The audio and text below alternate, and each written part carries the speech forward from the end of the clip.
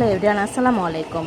চলে আসলাম মেঘলা দুপুরে সুন্দর একটি লাঞ্চ থালি নিয়ে। তো লাঞ্চ থালিতে সব কিছু আগে সুন্দর করে প্লেট বাটিগুলো সাজিয়ে নিয়েছি। তারপরে প্লেটে ভাত দিয়ে দিলাম বাটিতে পোমা মাছ, তারপরে হালকা একটু ঝোল, আর এখানে আস্ত একটি মাছ ভেজে নিয়েছিলাম। তারপরে মসুরির পাতলা ডাল দিয়ে দিলাম আরেকটা বাটিতে।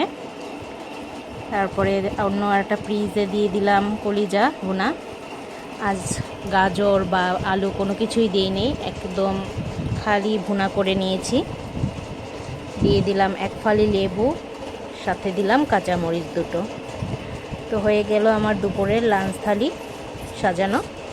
তো কেমন লাগলো ভিডিওটি অবশ্যই জানাবে, ভালো লাগলে সাবস্ক্রাইব করবে যেন নতুন ভিডিও আপলোড করার সাথে সাথেই তোমাদের কাছে পৌঁছে যায়, এবং লাইক কমেন্ট বেশি বেশি করে শেয়ার করবে। আর যেতে যেতে একটা কথাই বলবো যে